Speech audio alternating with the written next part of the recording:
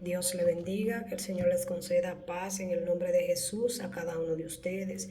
Quiero hablar de la palabra en el libro de Salmos 22, verso 1.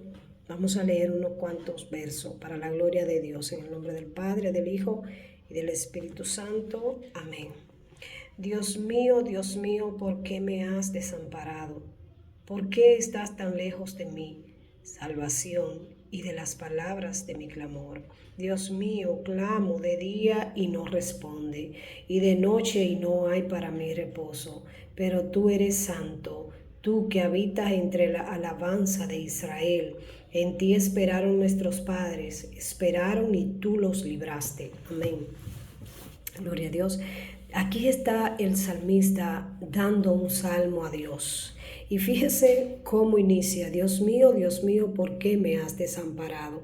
Esta palabra la usó Jesucristo cuando estaba en la cruz del Calvario, porque cuando Jesús decidió llevar por cada uno de nosotros nuestros pecados, nuestras culpas, nuestras aflicciones, nuestras enfermedades, todo el pecado que nosotros teníamos, Jesucristo lo llevó por nosotros.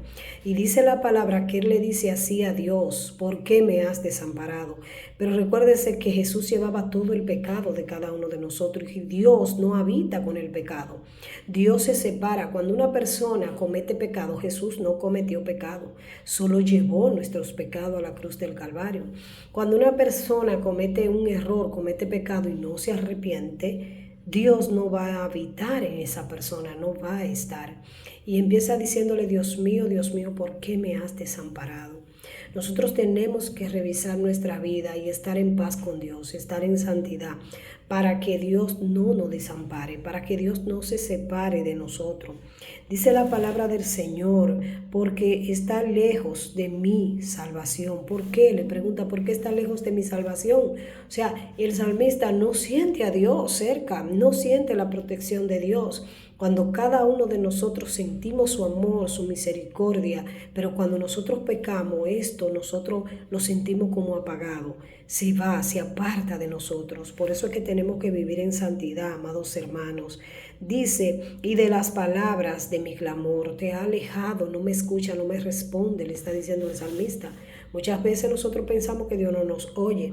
El detalle: cuando Dios hace silencio, pueden haber múltiples razones. Puede ser porque estemos pecando y Dios se haya alejado de nosotros porque hemos pecado. Puede ser porque nosotros estamos pasando un proceso y Dios quiere que así sea. Pues muchas veces estamos pidiendo cosas que no le agradan a Dios.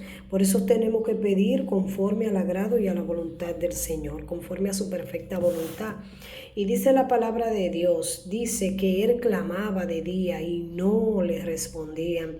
Dice que también de noche y no había reposo. Muchas veces nos sentimos que estamos así, que no tenemos reposo, que no tenemos gozo en nuestra vida, en nuestros corazones. Pero tenemos que empezar a adorar a Dios. Dice que el Dios de Israel, el que se mueve en medio de las alabanzas.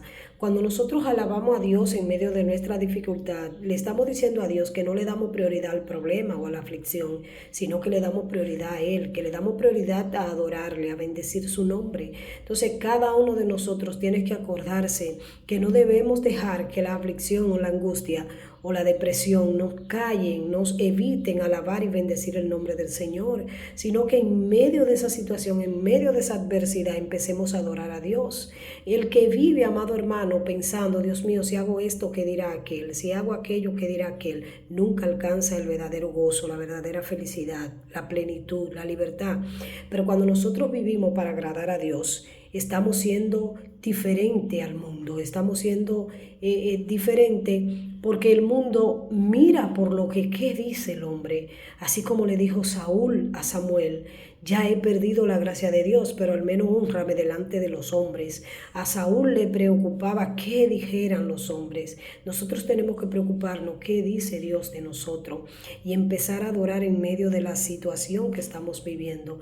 No podemos dejar que la situación, la aflicción, la angustia nos tome pasos adelantados a nosotros, sino nosotros adelantarnos, dando gloria, dando honra a Dios, alabando en todo tiempo. Usted se levanta en la mañana y pone una adoración, dándole gracias al Señor, un cántico de adoración a Dios. Y le aseguro que Dios va a mirar esta actitud suya y mía, porque Dios va a mirar que nosotros no le estamos dando prioridad al problema o a la dificultad, sino que en medio de ese momento duro, ese momento difícil, nos acordamos, sacamos tiempo para glorificar su nombre, para adorarlo. Dice que Él se mueve en medio de la alabanza del pueblo. Dice la palabra, amado hermano, dice: en ti esperaron nuestros padres y fueron librados. El Señor, cuando nosotros clamamos de todo nuestro corazón, el Señor nos oye.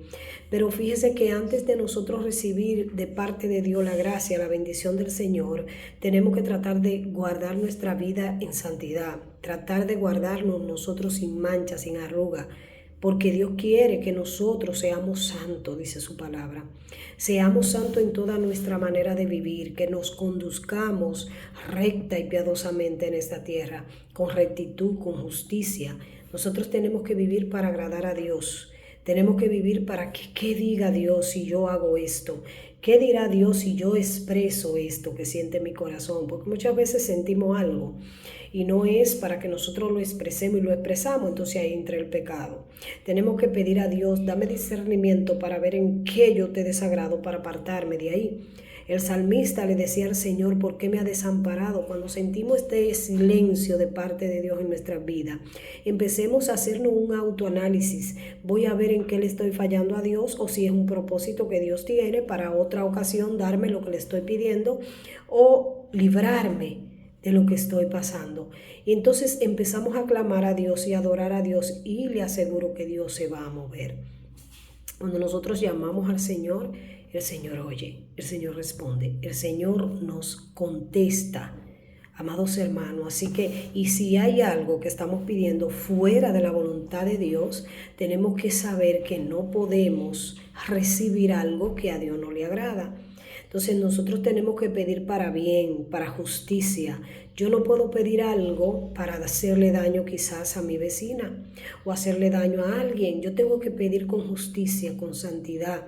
Algo que yo pida que sea para bien, Dios no me lo va a negar, porque es conforme a la voluntad de Dios. Dios quiere que cada uno de nosotros se acuerde de esto, de adorarle en medio de la aflicción, porque dice que Él se mueve en medio de tu alabanza, en medio de tu adoración. Ahí está Él para moverse, para traer respuesta a tu vida.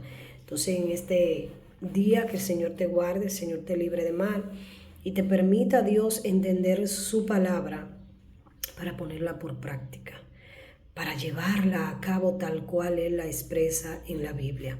Dios te bendiga en este día y Dios te guarde en el nombre de Jesús. Amén.